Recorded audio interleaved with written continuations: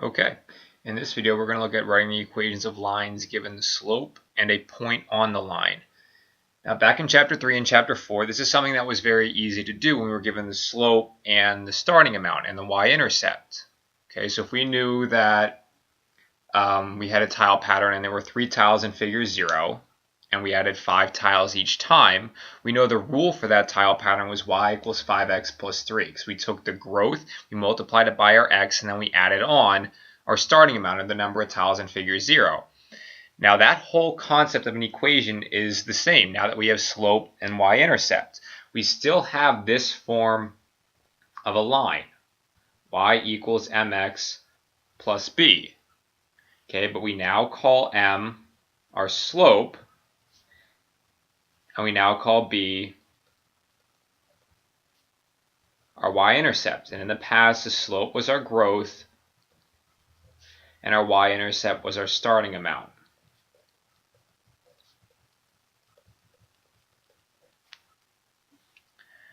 And these are the only two things we need to write the equation of a line.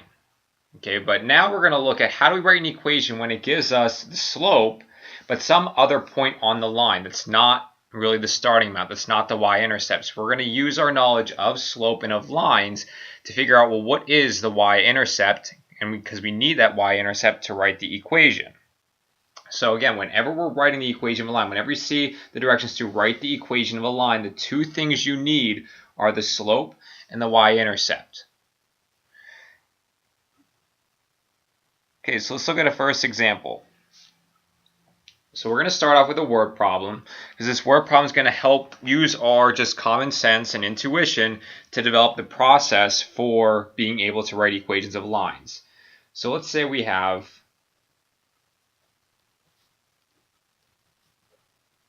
a baby chick gains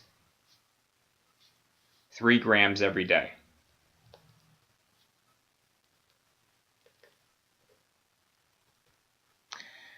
Then after 50 days,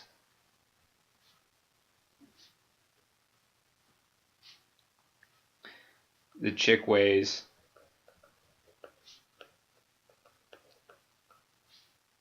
192 grams. So we want to write an equation.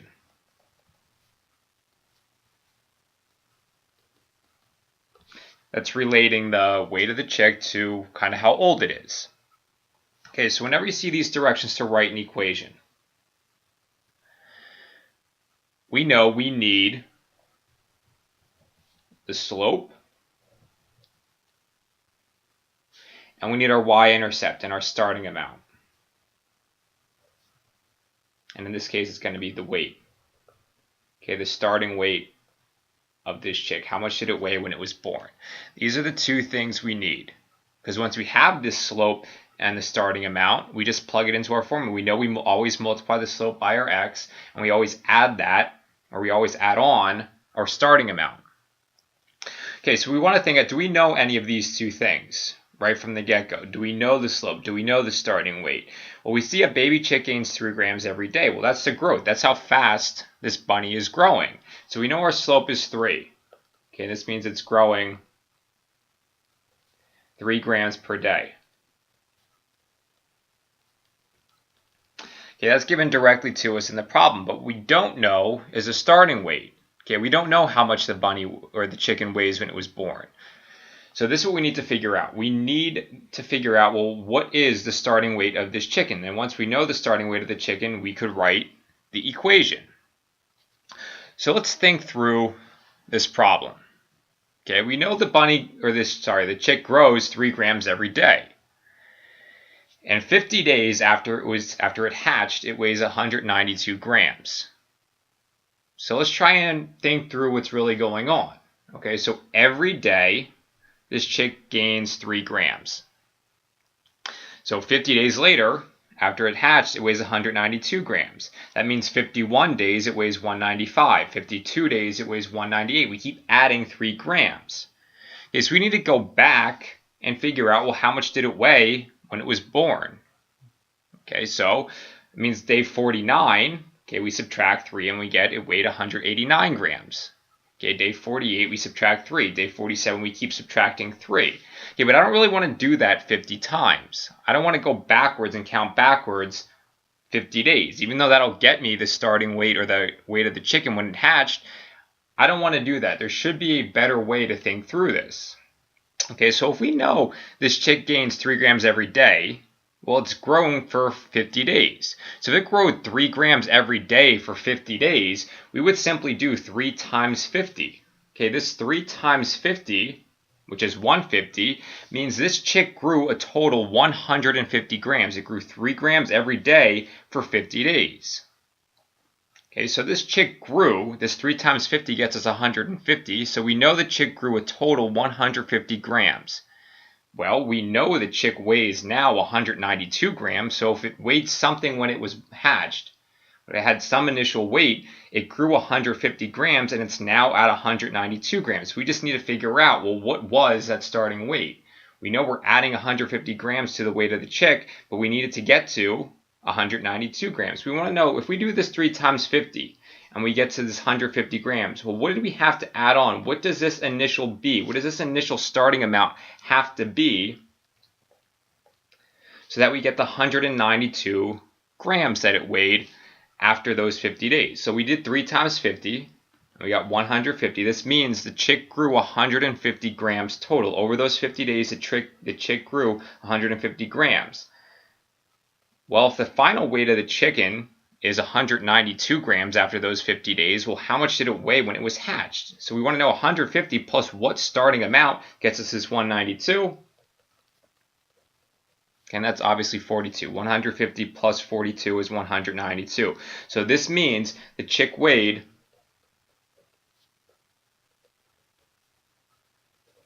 42 grams when it hatched. Okay, so the starting weight is 42. So we now know the slope. We now know the starting weight. So we could write our equation. The equation for this chick is y equals 3x plus 42. That's all we need. Okay, y represents the weight of the chicken. X is the number of days since it was born. The slope is 3 because it gains 3 grams every day. And the starting amount is 42. So what we need to do in this whole problem was we needed to think through it logically to figure out, well, what was the starting weight of the chicken? Because once we knew the starting weight and we know the slope, we could plug it into our y equals mx plus b formula like we did back in chapter 3 to write the simple equation of the line. Okay, why don't you try another word problem, one like this, on your own before we look at more algebraic examples. So let's say we have a rose bush grows 2 inches every week.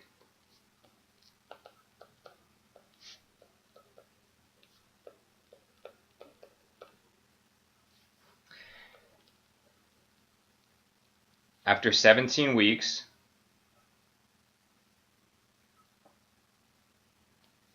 the bush was 39 inches tall. Okay, and if it continues growing at this rate, we want to write an equation.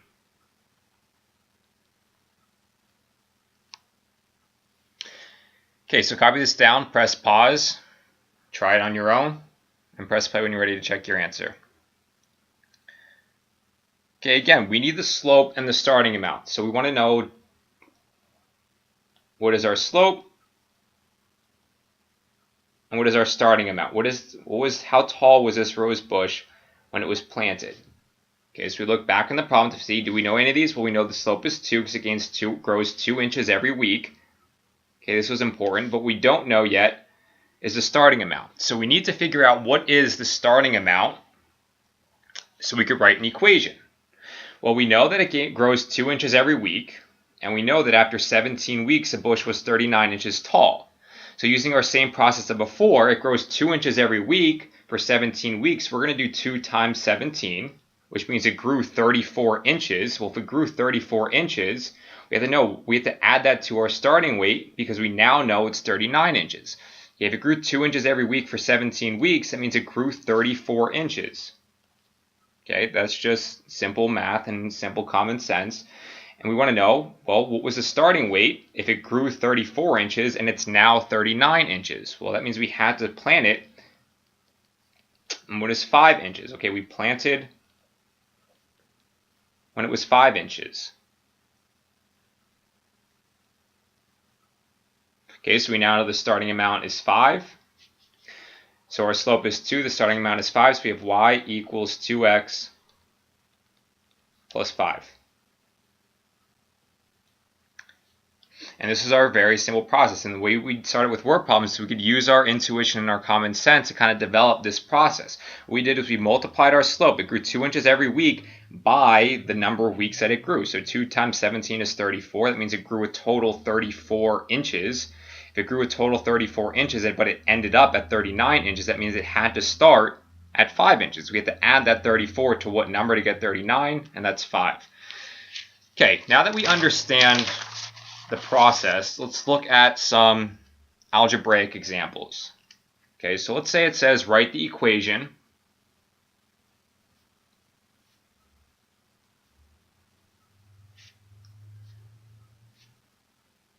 of the line. Okay, these would be the directions. Write the equation of a line. And let's say it gives us that m equals 5, meaning the slope is 5, and the line goes through the point 321. Okay, these are very popular problems that you'll probably see on the keystones. Okay, it's a very simple idea. Okay, we were able to think through the complicated word problems before, so this simple algebraic problem should be very easy. So we have m equals 5, and it goes through the point 321. So we see the directions are write the equation of a line. So the very first thing you need to think of is I need the slope and I need the starting amount, or the y-intercept. Okay, do I know either of these things? Yes, we know the slope right away, and that's 5. Okay, but we don't know the starting amount. We don't know the y-intercept, or the number of tiles in figure 0. So we have to use this other point that it gives us. We have to use the information that this point tells us and the slope to figure out what is the starting amount.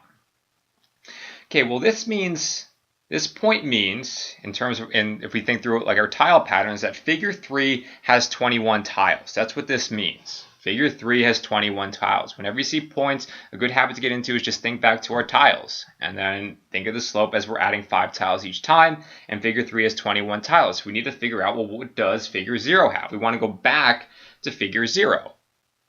Okay, so if we know figure 3 has 21 tiles, we want to know, what do we start with? That means after 3 figures, okay, we would add 5, we'd add 5, we'd add 5, and we get to our figure 3. So we know to get to figure 3, we have to add 5 3 times.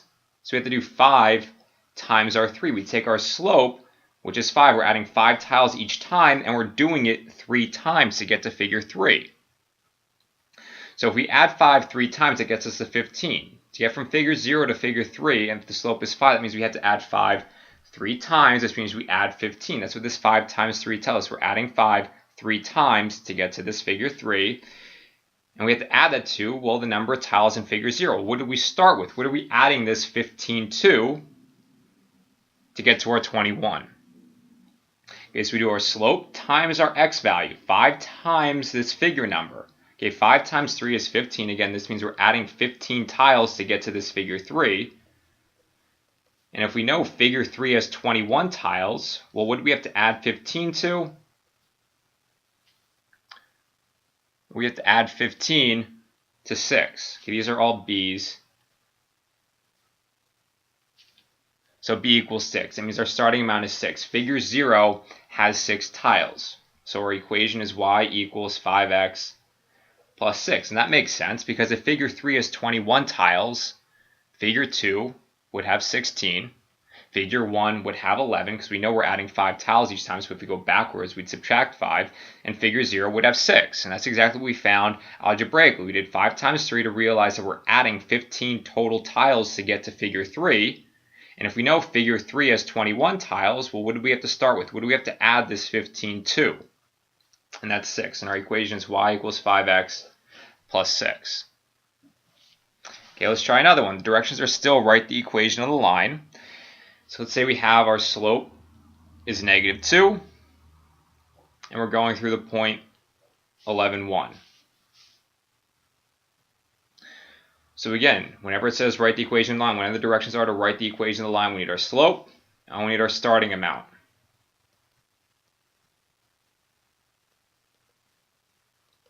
We know our slope is -2 because it tells us that directly. M equals -2 means the slope is -2. We're subtracting 2 tiles each time. And like the example before, we don't know the starting amount. So we need to figure out what is the starting amount, because once we know this, we could write the equation of our line very easily. So we look at this point. This point tells us that figure 11 has 1 tile. Okay, so we know we're subtracting 2 tiles each time. That's what the slope means. Well, to get to figure 11, that means we subtracted 2 11 times. We're going to do this -2 times 11. Okay, we're subtracting 2 11 times. We have to do -2 times 11. So that's -22. And we have to know, what are we subtracting this -22 from? What did we start with? We have to start with something, then we subtract 22 tiles to get to figure 11, and we know figure 11 has 1. So we do -2 times our x value times our 11 plus our starting amount means we have to end up with 1. So -2 times 11 is -22. So we want to know -2 plus what number, or what number minus 22 equals 1. Okay, we can add 23 to both sides to just solve for b, or sorry, add 22 to both sides to solve for b, and we get b equals 23. It means there were 23 tiles in figure 0. That makes sense. If we have 23 tiles in figure 0 and we subtract 2 tiles each time, that'll get us to figure 11 having only 1 tile. That's what this algebra told us. We do -2 times our 11 times our figure number. This means we subtracted 22 tiles total to get to figure 11. So if we subtracted 22 total tiles, and we ended up with 1, that means we had to start with 23, because 23 minus this 22 equals the one that we want.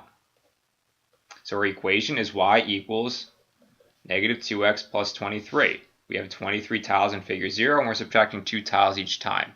Okay, -2 times 11 is -22, plus 23 is 1. Okay, that makes this point true.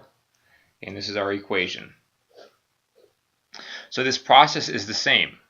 Okay, we always took our slope and we multiplied it by our figure number, by our x value.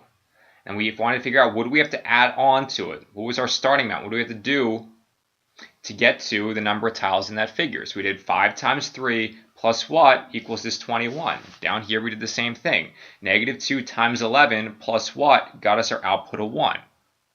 Okay, and this is the same process for every single time. This is how we figure out what the starting amount is when we're given the slope and a point.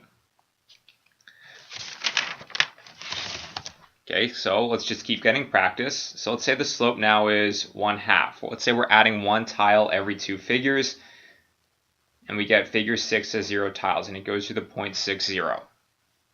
So we want to write the equation with a slope of 1/2 that goes to the point 60. So again, you could always plot this point and then use this slope to kind of work your way back to our y-intercept. That'll always work. We want to be able to do things quicker and more algebraic. Okay, so again, write the equations. We need our slope, which equals 1/2. Our starting amount. Okay, we don't know this yet. So we need to use our slope and the information from this point to figure out what our starting amount was. Okay, so if we're adding, 1 tile every 2 figures, and we get figure 6 has 0 tiles, it means we need to do 1/2 times 6. Just like we did before, we did -2 times 11. We do 1/2 times this 6.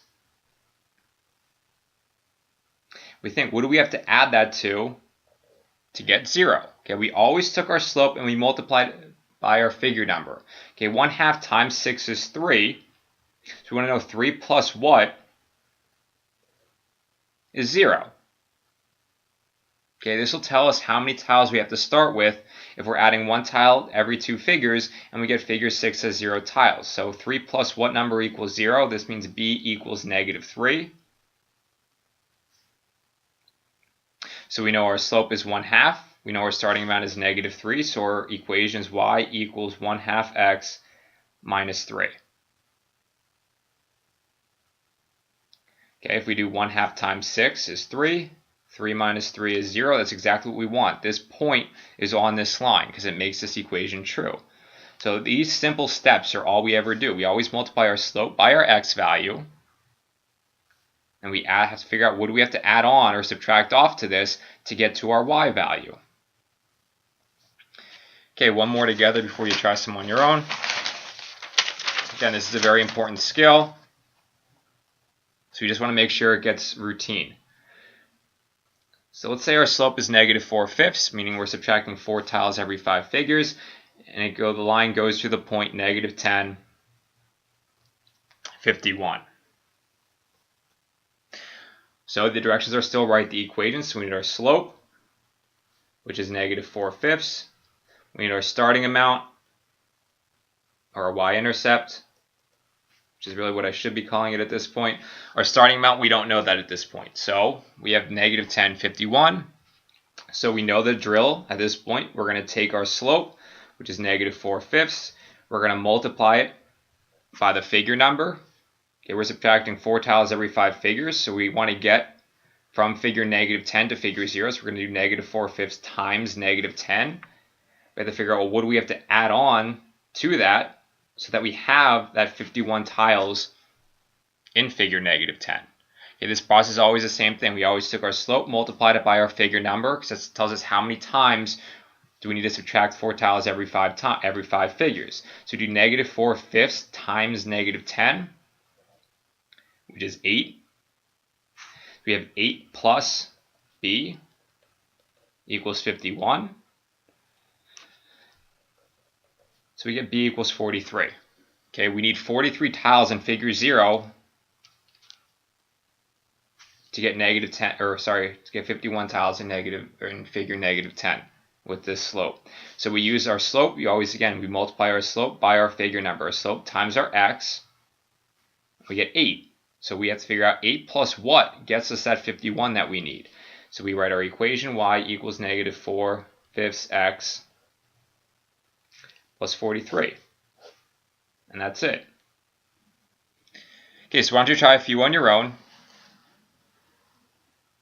So wait till you see all 4. The directions are still to write the equation of the lines. That's all we're doing. We're given the slope, and we're given some point on the line.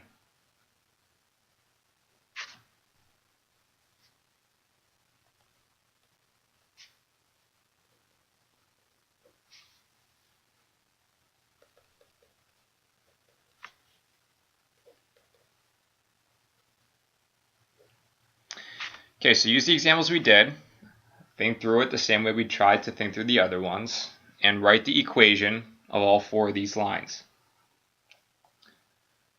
Okay, so first one, our slope is 7, and the point is 217. So again, we need the slope and the starting amount. We don't know the starting amount yet, but we do know the slope is 7. So we're going to take that slope and multiply it by our 2. We want to get to figure 2, so that means we're adding 7 2 times. We do 7 times 2. What do we have to add that to? What do we start with to get 17 tiles in figure 2? So 7 times 2 is 14. Means we added a total 14 tiles to get to figure 2. So 14 plus what number got us to 17? And we get b equals 3. So our equation is y equals our slope times x plus our starting amount. This b tells us how many tiles were in figure 0. Okay, that makes sense. We have 3 tiles in figure 0. That means figure 1 would have 10 tiles and figure 2 would have the 17 tiles that we want because we know the slope is 7. So here's our equation of our first line. Okay, the next one, same drill. We do -3, our slope, times the -3, which is also our x value, which is also our figure number. Okay, what do we have to add that to get 5? Okay, -3 times -3 is 9. Okay, so 9 plus or minus what gets us 5, but we have to do 9 minus 4 gets us 5, so b equals -4. Okay, we're just solving this equation. You can also subtract 9 from both sides and get b equals -4. That's all we're doing at this point, is solving this equation. So our equation is y equals -3x minus 4. Okay, the next one, our slope is 1/4, so we're going to do 1/4 times 8 plus what equals 9. 1/4 times 8 is 2. So 2 plus what equals 9, so b equals 7. We have 7 tiles in figure 0. Our slope is 1/4, so our equation is y equals 1/4 x plus 7. And our last example, our slope is -3/2. We're going to do -3/2 times -1 plus what equals 2. Well, -3/2 times -1 is +3/2. So 3/2 is really 1.5. So 1.5 plus what equals 2? Well, 1.5 plus 1/2 equals 2. Or we do 2 minus 3/2 to solve for b. We get b equals 1/2. So our equation is y equals -3/2 x, because that's our slope, plus 1/2. So that's our starting amount. Okay, so that's how we write equations given the slope and a point. So if you need more examples still, use some of the other online resources or refer to the textbook for more practice.